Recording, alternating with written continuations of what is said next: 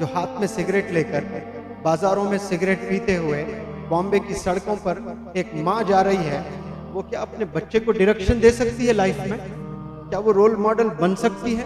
पता नहीं आपके मोहल्ले में कितने लोग दूध के लिए बच्चे तड़प रहे हैं, दूध नहीं मिल रहा है पीने के लिए, और आप सिगरेट पिए जा रहे हैं, सिगरेट पिए जा रहे हैं बोल रहे मारे जा रहे हैं। गरीब लोग जाकर एक दूध का जो है पैकेट नहीं खरीद सकते हैं, ले आकर उस घर में एक पैकेट दें, हो सकता है कि वो दूध की एक बूंद उसके जुबान पर गिरे और अल्लाह जन्नत का फैसला कर दे आपको। कई लोग भूख से मर जाते हैं, स्टारवेशन बोलते हैं, फाका, यानी खाना अगर होता तो वो जिंदा रह सकता था, अंतड़ियां सूख गए हैं उसके, और आप कश में कश मारे जा रहे हैं। और पता नहीं आपके मोहल्ले में कितने लोग दूध के लिए बच्चे तड़प रहे हैं, दूध नहीं मिल रहा है पीने के लिए, और आप सिगरेट पिए जा रहे हैं, सिगरेट पिए जा रहे हैं बोल रहे मारे जा रहे हैं। वहां बेचारा जो है भूख से मर रहा है, छोटे छोटे नादान बच्चे, उनको दूध पीने के लिए खतरा दूध नहीं है घर में। गरीब लोग जाकर एक दूध का जो है पैकेट नहीं खरीद सकते हैं, ले आकर उस घर में एक पैकेट दें, हो सकता है कि वो दूध की एक बूंद उसके जुबान पर गिरे और अल्लाह जन्नत का फैसला कर दे आप। लेकिन कहाँ ख्याल आता है ये बताए हमें। 16 रुपीज, कोई एक दिन में 10 सिगरेट पी लेता है, 160 रुपए, यकीन जाने पूरा घर चलेगा गरीब का। 1 किलो चावल और दाल अगर बना ले, 5 लोग 3 वक्त का खाना खाएंगे, खाएंगे कि नहीं खाएंगे बताइए, कितना सवाब मिलेगा आपको। यकीन नहीं है इसका?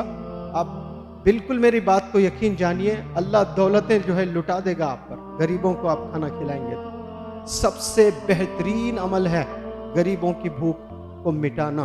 वो इसलिए कि रिस्क का वादा अल्लाह ने किया है कि ये मेरा जिम्मा है। रिस्क को क्या कहा अल्लाह ने? रिस्क बांटने का ये जिम्मा मेरा है। काले पहाड़ पे काली चुमटी को भी खाना मैं खिलाता हूँ, पहाड़ों के सुरंगों में जो जानवर कीड़े पतंगे हैं उनका भी रिस्क मैं देता हूँ। वैसे पहाड़ों में रिस्क देने वाला अल्लाह क्या इंसानों को नहीं दे सकता है? लेकिन इंसानों का इम्तिहान लेता है अल्लाह सुब्हानहू व तआला। जन्नत दोज़ख रखकर इंसानों को एक इम्तिहान से गुजारता है। किसी को दौलत देकर आजमाता है, किसी को गुर्बत में आजमाता है, किसी को शोहरत देकर आजमाता है, किसी को परेशानियों में डालकर आजमाता है। हम लोग को जब दौलत है हमारे पास में, हम लोग पैसे निकालते नहीं जेब से, हम लोग समझते नहीं। इसलिए बड़े उलमा हजरात कहते हैं कि कम से कम 40 इर्द गिर्द में आपके कम से कम 40 लोगों का ख्याल करें। आप लोग सोचें इस बात को लेकर के, ये सोच आपने बदलना है। ये बहुत सबसे इंपॉर्टेंट चीज़ है। ये पैसा कहाँ इन्वेस्ट कर रहे हैं आप? नशे में इन्वेस्ट कर रहे हो जिससे आपकी हेल्थ खराब हो रही है।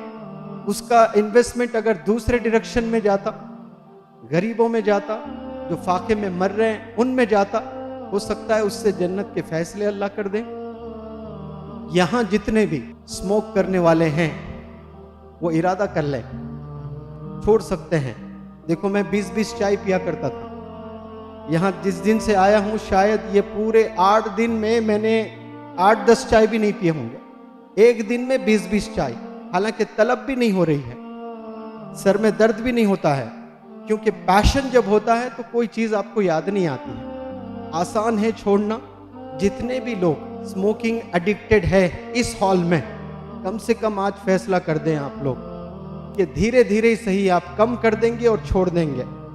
इमेजिन करें आपकी शादी होगी, आपके बच्चे क्या रोल मॉडल बोलेंगे आपको? मेरे डैडी रोल मॉडल है मेरे, कतई नहीं बोलेंगे। क्यों? ये गलत चीज करते हैं, नशा करते हैं। क्या इस्लाम इजाजत देता है इसका? बताइए। पैसे एक तो ज़ाय कर रहे हो, लड़कियां बेचारे ऐसे गुनाह से अल्हम्दुलिल्लाह सब बचे हुए हैं, लेकिन आप बॉम्बे जाएं, दिल्ली जाएं, हैदराबाद के पॉश सिटीज़ जाएं, लड़कियां भी पीना शुरू किए हैं। क्या एक अच्छी माँ बन सकती है? आप बताइए मुझे। जो गंदे कपड़े पहनकर, जो हाथ में सिगरेट लेकर बाज़ारों में सिगरेट पीते हुए बॉम्बे की सड़कों पर एक माँ जा रही है, वो क्या अपने बच्चे को डायरेक्शन दे सकती है लाइफ में? क्या वो रोल मॉडल बन सकती है? कितना प्यारा इस्लाम है, कैसे हमें सिखाया है। लेकिन अफसोस हम लोग गलत राह पर हैं। और हत्ता के कुछ उलमा ने तो इसको हराम भी बोला है। वो हराम इसलिए बोला है कि आप जानबूझकर जहर ले रहे हो, यू आर कमिटिंग सुसाइड।